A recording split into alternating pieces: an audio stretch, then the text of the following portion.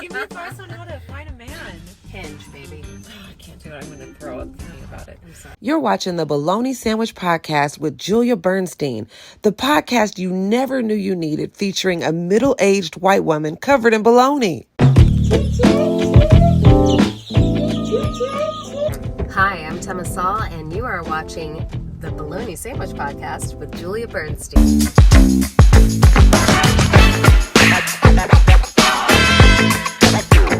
Here we are with another episode of Bologna Sandwich Podcast with me in my car, and we have a very special guest, and I'm going to yell her name in 3, 2, 1.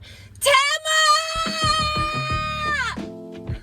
Hi, Tema. Hi. How are you, Julia? Good, how are you doing? I'm so good. Thanks for having me. Yeah, thanks. I just saw you walking by, Yeah. and then I thought I should do a podcast episode. I mean, I don't have anything else going on right now, so Perfect. sounds good. Does it feel wonderful and hot in this car? Yeah, like a little bit of a mild sauna. Yeah. I'm into it. I really love it. Okay. This is how we do it at the Bologna Sandwich Podcast. I'm Jewish. Yeah, So- me too. Yeah, tell me. More Explain. spiritually Jewish. When I went to college, I went to Indiana University. I remember I was out in the middle of this like beautiful forest, and I looked up at the sky and I just felt so connected to the universe. It was a very special moment for me. So ever since then, I feel like that's been like a very like telling time of like when I became very spiritually connected to the world and the universe. But the Jewishness, that's all part of my roots. Like that's never going to change. So, You have a very cool job on a very hit TV show. oh, thank you. Abbot Elementary. That's right. Yes. You want to tell people what you do? I am a stand-in on the show currently. I stand in for Lisa Ann Walter, who plays Melissa Schminti. Okay. And I mean, it's great. We do second team rehearsals. I run through the rehearsals with all the other actors in the scene, and we are off book for the rehearsals, and we pretty much get to act on a daily basis. It's a really great experience. Not only is Abbot Elementary one of my favorites, as well as so many other people's favorites, it is the best set. And I've worked on a lot of sets. I cannot stress it enough. From the top down, it is the best set. Everyone is so kind, loving, friendly. It is like a work family. Quinta Brunson is incredible. How that woman does it with such grace is beyond me, and I'm inspired daily by her. The fact that I get to stand in for Lisa Ann Walter, I'm watching a pro at work day in, day out, who's also a stand-up comedian and started doing stand-up way back in the day. For me, it's like I feel like I'm going to masterclass on a daily basis, but I do get paid for it. Yeah. How long have you been doing that? I've actually been a stand-in. Today, funny enough, marks my 8-year anniversary. Oh, wow. I started standing in on a TV show on Showtime called Roadies. Okay. And it was only one season, but it was by happen chance. I was on set as a PA, and then I was asked by my second AD at the time to come in and stand in for an actor on set. And that actor was Keisha Castle Hughes. And when she came to take her place, we both had a moment where we looked at each other like we're splitting image of each other. Oh This my is God. crazy. That's so weird. And so I had mentioned something to my second AD at the time that if you don't have a stand-in for her, I'd happily stand in. And so that was on a Tuesday. By Friday, I was standing full-time. Oh on my the show. God. So a lot of times you just fall into places. Yeah. You have to know what you're doing, obviously, but Yeah. that's also part of the learning and growing pains that you go through on set. And I've built a network of people in this industry, and a lot of it's been through production, like on set. Okay. Because I started doing background acting as my first job when I got into the industry. Yeah. I've worked myself up to a place where I was on a show called Life in Pieces. I stood in for Zoe Lister-Jones on that show. Okay. And I actually got upgraded 3 different times, twice for 2 different voiceover roles, and then the third time for an on-camera role, which was very exciting. Okay. But the same DP, the director of photographer from Life in Pieces, is my same DP on Abbot Elementary. So when I found out that a handful of those people from that crew were working on Abbott, I knew I had to get in. And it just so happened to work out where that was an open position for me to stand in for Lisa. Cool. The rest is history. I do believe in this industry you have to just...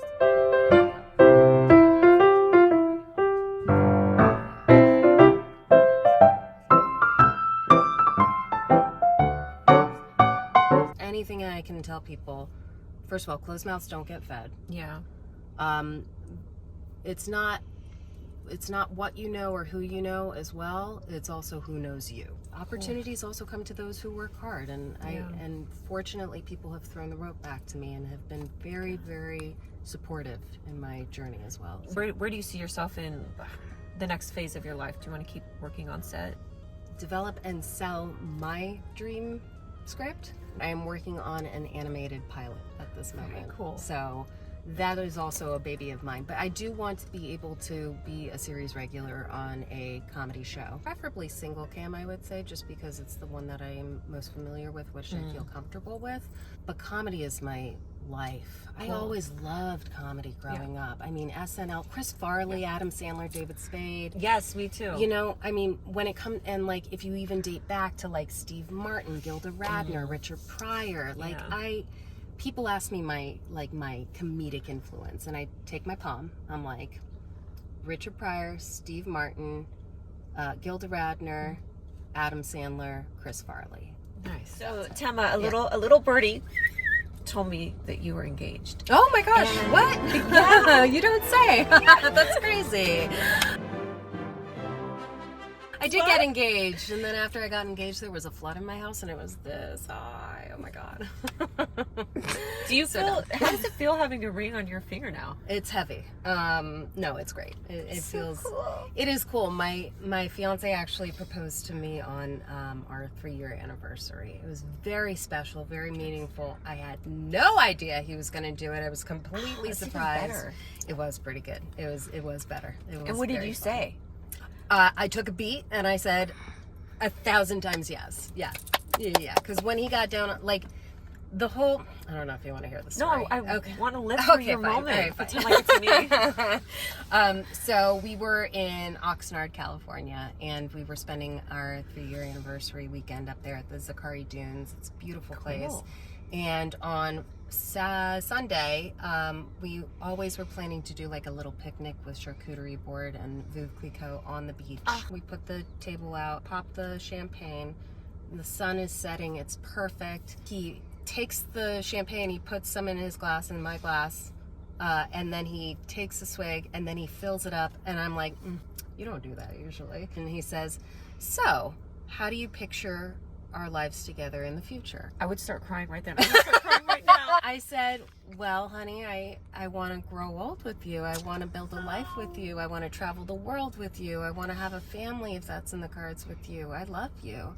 And then he said, well, I guess there's just only one thing left to do. Can you stand up, please? And I, of course, at that moment, figured out what was happening. I start crying, like, just totally, it's the moment. He gets down on one knee and he says, Tema, from the moment I met you, pretty much from our first date, I knew that I wanted to spend the rest of my life with you. I want to grow old with you. I want to travel the world with you. I want to have a family with you. He opens the box, there's a ring in there, and he says, Tema Louise Sall, will you marry me? Oh my God. And I took a beat because I wanted to have that moment, and I, without hesitation after that, said 1,000 times yes. And we hug and we kiss, and little did I know, he was so nervous the entire time about making sure that this entire moment was documented. He was hoping that there was like a photographer he could hire and everything. There was no one except this woman on the beach who was holding a baby in her baby Bjorn, had a dog and her husband, and she clocked and she saw what was happening, so she snapped photos. Shut up! Nope, she saw what was happening, and I do believe till this day that Nate was so deeply manifesting that moment to happen where it was just natural that it came into fruition. God. Yeah, it was really beautiful. That is the craziest thing. I know that planning a wedding can be harsh and crazy, but I actually wrote some vows for you. I'm like the lady on the beach that you didn't know you needed. I'll read them as you. Okay. I, Tema, vow to always pretend to listen to what you're saying. I vow to love you as much as I love Don Johnson. And then I want you to put your hand in the air and say, long live the Johnson. I, Tema, vow to twerk for you until we're 85 years young. Oh, I love that. Yeah. You have a very good grasp of what love really is. I was going to go deeper and darker and more perverted, but I held myself back. Oh, okay. I was going to talk about the taint and balls and ball sacks, Get but I in there. decided that I needed to be a little more appropriate. Conservative. Conservative. Yeah. Yeah. Okay. But But if we do this again, I could have said something about how you'll test his prostate. Yeah, that's love. I, Tema, promise to always check your prostate till death do us part. And so imagine though me trying to test his prostate while I'm twerking. That's what I'm saying. Yeah. Oh, we did that. Dun, dun, dun. Who are you intentionally not inviting to your wedding? Ooh, that's anyone who's trying to invite themselves. Are there comedians that are like, oh, do I get to go to your wedding? Here's the deal. I'm gonna have to have a separate party. Yeah. Who are the ones that are the least important? And say their name right to the camera. I'm not gonna do that. And their Instagrams. I'm not gonna do that. Okay, I tried. Let me make sure my girls are in. They're in, girl. The guy at the Starbucks counter didn't tell me my boob was sticking out.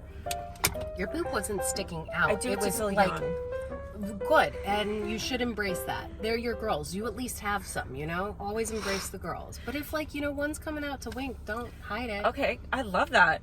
Yeah, let her say hello. She needs to breathe, too. I give the greatest advice. I don't always take it. Give me advice on how to find a man. Hinge, baby. I can't do it. I'm going to throw up thinking about it. I'm sorry. It's okay. Okay. If you need a bucket, Okay, thank you. I got you.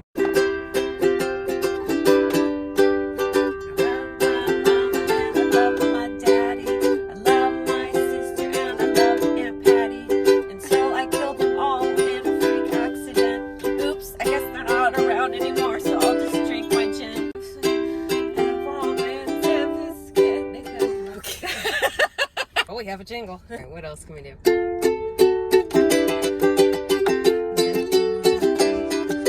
Shit.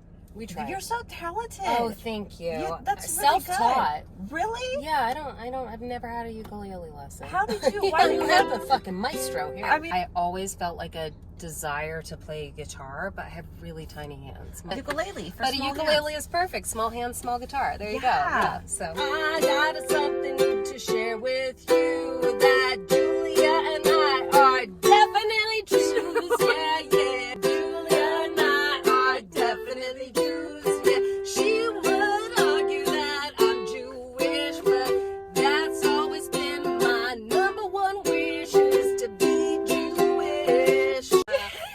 Created magic! All right, fine, I'm not retiring. Don't retire. I'm having such a great time here with Tema in the backseat of my car. We're going to take a break. When we come back, she is going to give us a story that is so ridiculous. It's going to make us say, that's baloney! Dear Diary, I'm just walking around in the woods on my lunch break from my fake job, wondering why all my friends are in love, even the ugly ones. And I'm not. What is love? Who says I can't find love with my Farrah Fawcett hair and Revlon lipstick? I'm so excited about all these dating apps I just downloaded. Life is getting so good, and I can't wait to find love.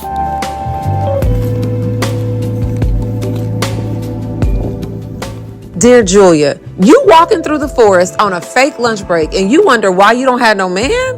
Girl, get out of here. Sincerely, your diary. So we're back, and Tema, I cannot wait to hear what your baloney story is going to be. I had to go between two, to be honest. Okay. I'll go with the one that I love because it's a timeless tale, really.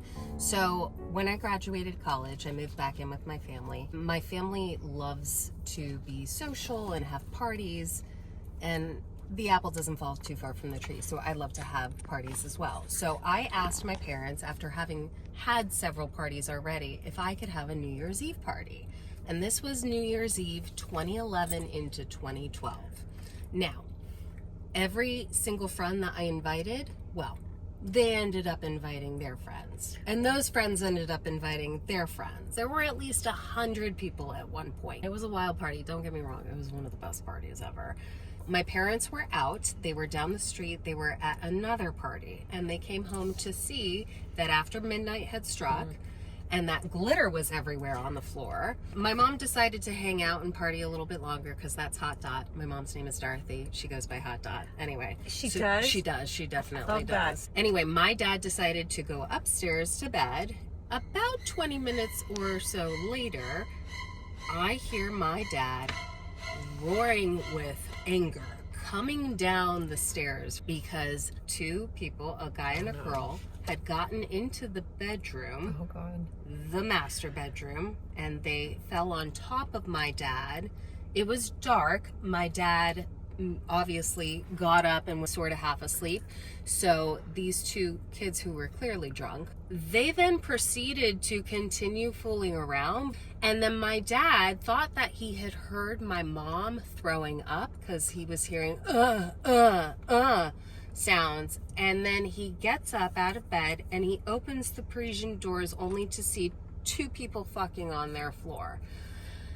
That's when my dad stormed out of the bedroom, chasing these two people out. And the words that came out of his mouth as he was going down the staircase, he said, "There better not be any cum stains in my carpet." And that was the catalyst to me moving out of my parents' house and getting my first apartment. So, God. yeah. I don't know what's the best part of that story or the worst. I'm sorry. The fact that your parents are cool enough to party with you and like allow that people to just have fun. That's amazing. Cool parents. And yeah, you have really cool parents. Really cool parents. And I like that he thought to say there better not be cum stains. Such a brilliant line. Like, Yeah. till this day, my dad is quiet, but he's deadly. You know what I mean? Like, Okay. he will not say many words. He's a man of few words, but when those words come out, they are powerful. Those are there good. better not be any cum stains. I'm making merch. Are you fucking kidding That me? is so funny to How me. I haven't made it at this point is just beyond me. He simply said, because the cleaning ladies were here earlier this week, there better not be any cum stains on my carpet. I don't blame him. Thank you, Tema, so much for being on my Bologna Sandwich I podcast. had so much fun. Is there anything that you want to plug? Any events coming up? I host and I produce a monthly comedy show. It's called Hilarious Comedy. It is a 420 friendly comedy show, and I run that at the Green Room in Sherman Oaks, and it's the first Saturday of every month. I book comedians that are working professional comedians who are incredibly funny. It is like I said, it's a 420 friendly room. You do get a lit gift with your ticket purchase, so keep that in mind. And also follow me on Instagram and all social media platforms at Tema Sall. I will be having some summer tour dates coming out, so stay tuned for that. And I also have merchandise that you can buy if you're interested. You could find that at Shop Sall Good, and that's also linked in my bio on my Tema Sall Instagram page. So yeah, Cool. a lot of fun little things happening. Just follow me. Yeah. Follow me. Not literally follow her, but Don't follow her me on home. Yeah. A person come up to you and actually says, "Hey, you're a comedian. You want to tell me a joke?" I'll be like, "Are you a doctor?" I don't ask you, "Hey, what's this thing right here? Can you tell me what that is?" Yeah. And if somebody's a whore and they have sex for money, you can't go up to them and be like, "Hey, can I get a lick real quick?" You're like, you know what? Can I get a lick real quick? Wait, hold on. Can I get a lick real quick? Can I get a lick real quick? From behind? Can I get a lick real quick? From the front? Yeah. Can I get a lick real quick? Can I get a lick from the crack to the ting? Yeah. Can I get a lick real quick? Yeah. This is amazing. Okay, don't leave. I'm going to pop this trunk and I'm going to give Tema a good old gift. Can't leave because the door is unopenable. Yeah, for I me to can't get out. Okay. Okay. Can I get a lick real quick? Can I get a lick real quick? From the front, yeah. Can I get a lick real quick? In the back, in the tush. Can I get a lick real quick? Yeah. What is this? So I got you a gift. This is a pregnancy test. You're welcome. Awesome. Also because I can't use these anymore because I'm currently in perimenopause. Oh, wow. I got you tampons because I can't use them You know anymore. what? There's money on there. It's enough for a coffee and a cookie or something like that. That's it after that. Okay. But what if I just kept talking and I didn't allow us to ever end? Because I kept. But don't forget to take your pregnancy test. I won't. Oh boy. Bologna sandwich.